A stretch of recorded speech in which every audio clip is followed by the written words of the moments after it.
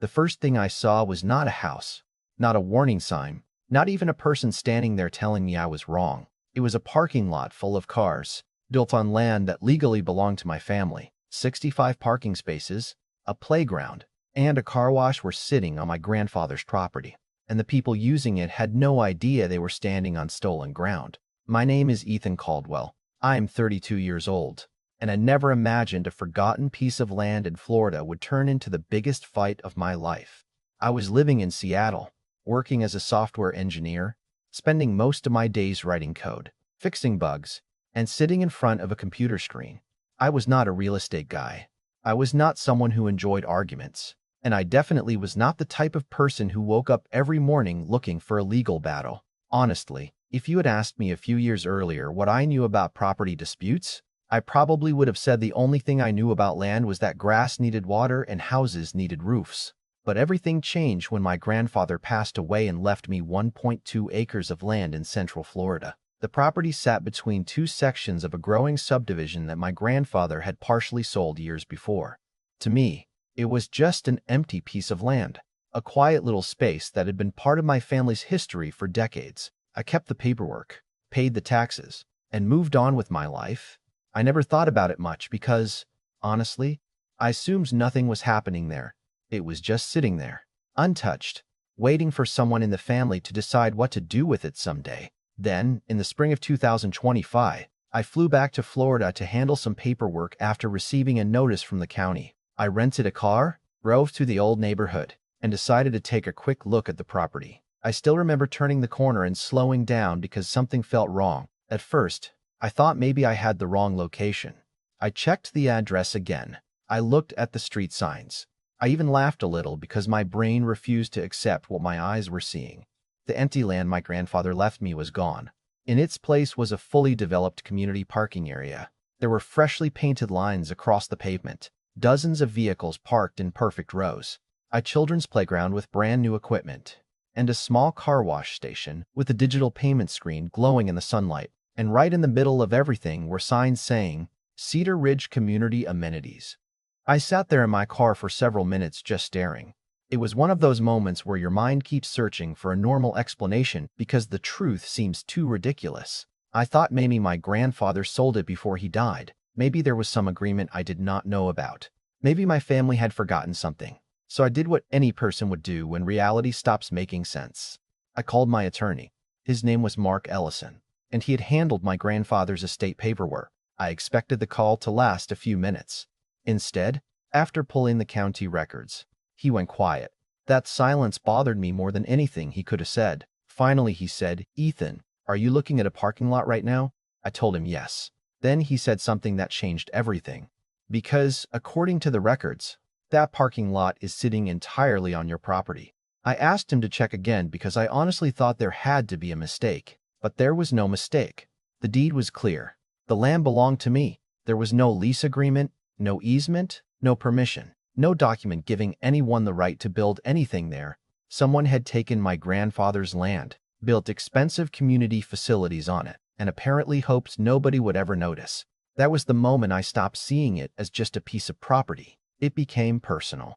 My grandfather was not a rich developer or some powerful businessman. He was a quiet man who worked with his hands, saved what he could, and believed that if you owned something, you protected it. He had kept that little piece of land for a reason. And suddenly, someone had decided his wishes did not matter. I started digging through old records, and that was when I found the name behind everything, Victor Langley, the president of the Cedar Ridge Homeowners Association and the same developer who had purchased most of the surrounding land from my grandfather years earlier. The more I looked, the more I realized this was not an accident. Victor had known about this property for years. In 2017, he had actually offered my grandfather $80,000 for the exact same 1.2 acres. My grandfather refused, and buried in an old email archive was the reason why. The email was dated July 14, 2017. My grandfather had written only a few sentences, but they said everything. "Victor, I already told you, this land is not for sale. You will not touch this property." At the time, I did not know it, but those words would become the most important thing my grandfather ever left me, because now I had proof that Victor did not accidentally build on my land. He knew exactly what he was doing, and he built anyway. When I found that email, I sat there staring at the screen for a long time. It was not because I was surprised that Victor Langley wanted the land. I already knew that. What bothered me was the confidence behind his actions. He had asked my grandfather, received a clear answer, and then years later decided that because the property was quiet and because the owner lived hundreds of miles away, he could simply take what he wanted. That was the part that kept bothering me. It was not just about money. It was about someone making a decision that my family did not matter. I called Mark, my attorney, and told him what I found. He said something I will never forget. "Ethan, people like Victor usually count on one thing. They assume nobody will fight back." And maybe that was exactly what happened. Victor saw an empty piece of land, saw a subdivision growing around it, and probably convinced himself that eventually I would either sell, give up, or never even realize what happened. After all, I was a guy in Seattle writing software, not someone walking around Florida checking property boundaries. I was supposed to be the easiest person in the world to ignore, but Victor made one mistake. He underestimated how much that land meant to my grandfather. The next few days, I started learning everything about what had been built there. I talked to county officials, reviewed permits, and looked into the HOA financial records. The more information I collected, the more unbelievable it became. The parking lot was not some temporary solution. It was a major part of the community. Residents paid annual fees for reserved parking spaces. The car wash generated extra income. The playground was advertised as one of Cedar Ridge's premium amenities. Victor had not just used my property. He had built a small business operation on it. According to the numbers, the HOA was making roughly $10,000 a year from the parking spaces alone. The car wash brought in another $35,000 to $40,000 annually. Over 5 years, they had generated well over $200,000 from land they did not own. I remember sitting at my kitchen table one night with papers spread everywhere, and I actually laughed. Not because it was funny, but because sometimes a situation becomes so unbelievable that laughing is the only reaction left. This guy had rejected my grandfather's $80,000 refusal, ignored his warning, built a money-making operation, and apparently thought the story ended there. It did not. I could have immediately filed a lawsuit. Mark told me that was an option.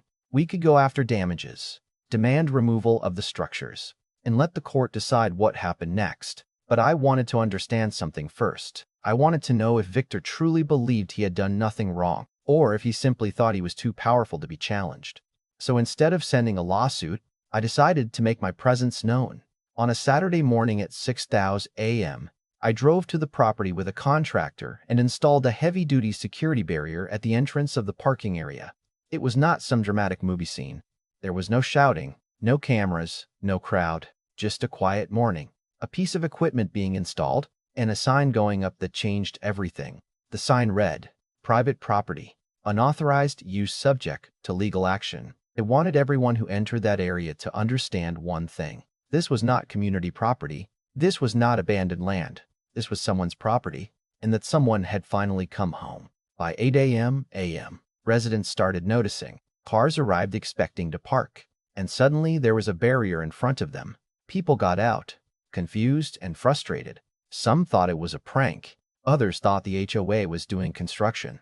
Then the calls started. My phone rang constantly. The first call was from Victor. I knew it was him before I answered, because nobody else sounded that angry at 10 in the morning. "What exactly do you think you're doing?" he demanded. I stayed calm and said, "Protecting my property." He laughed. I actually laughed. "Your property?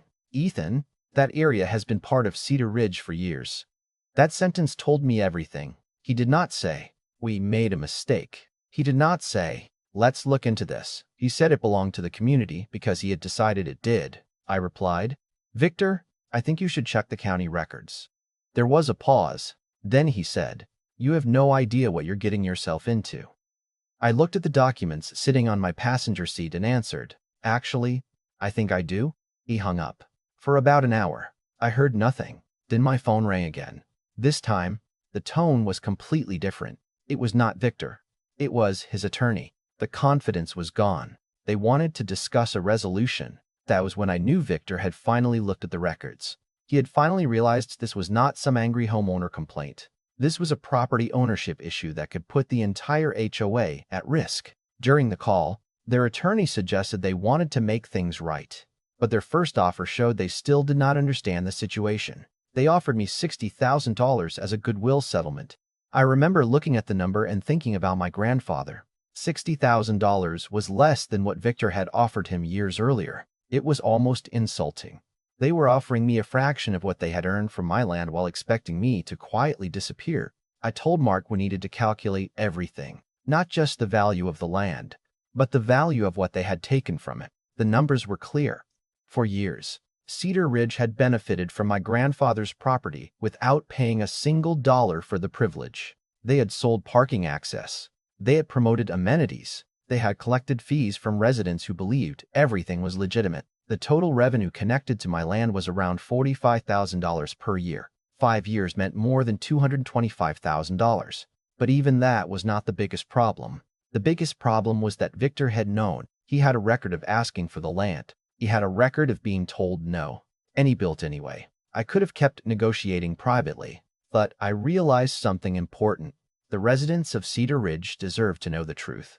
They were not the enemy. They were people who had trusted their HOA board.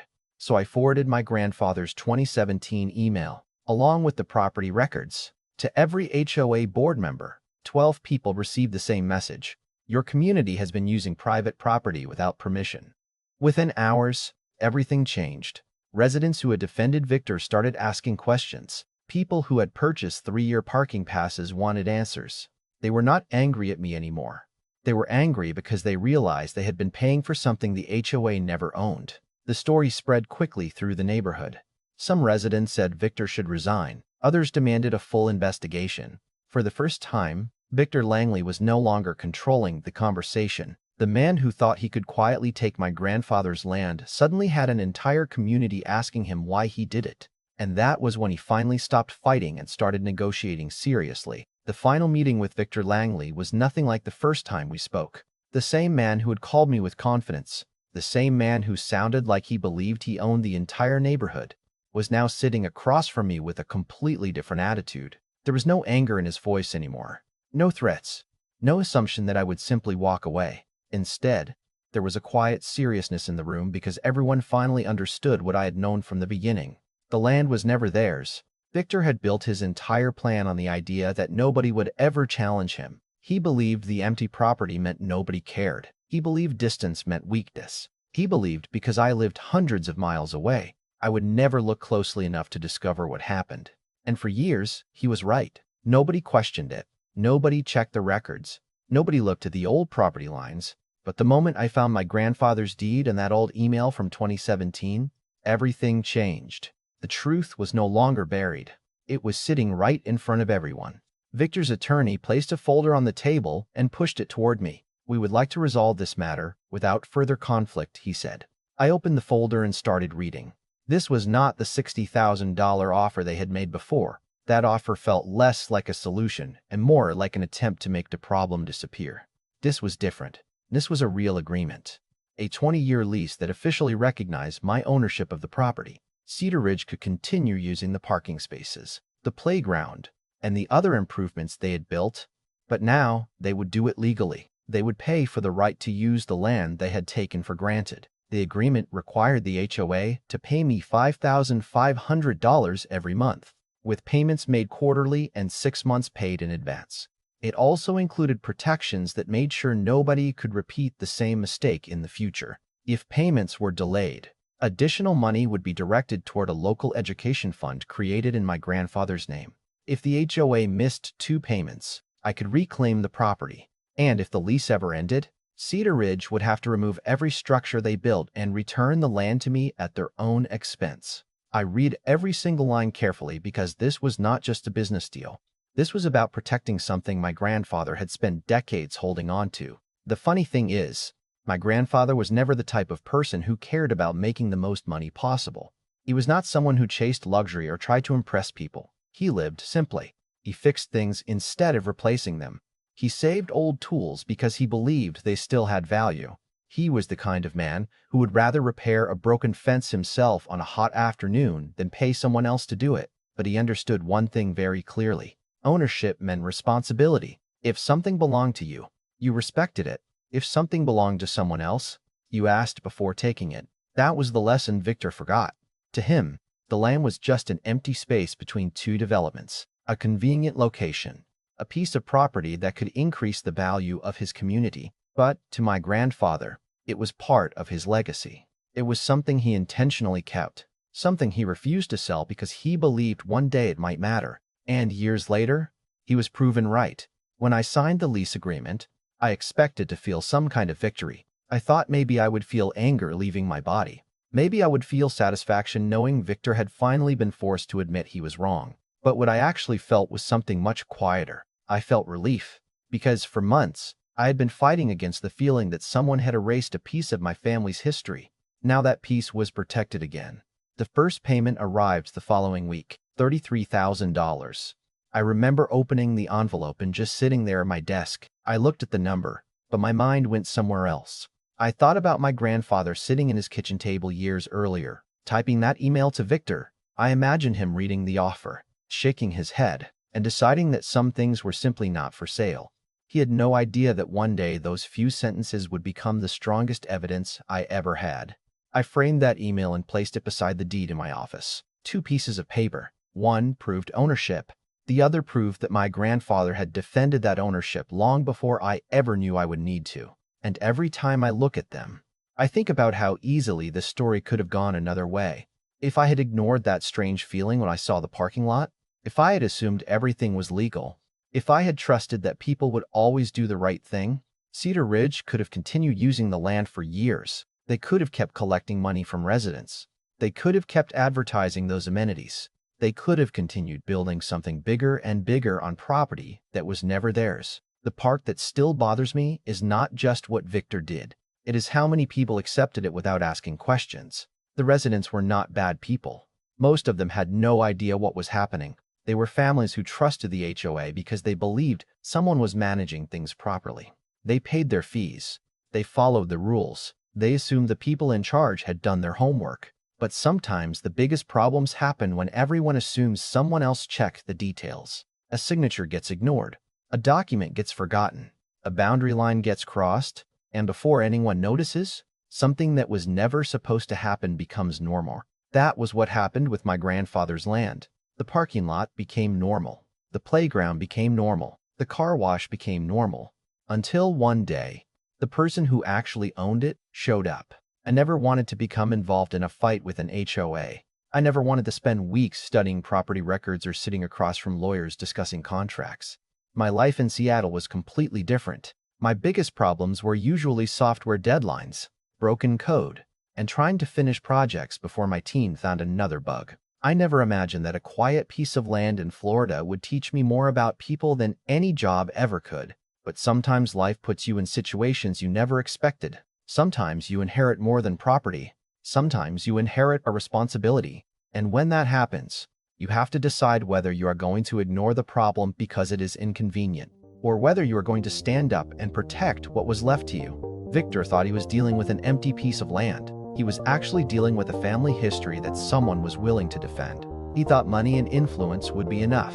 He learned that documents, patience, and persistence can matter more.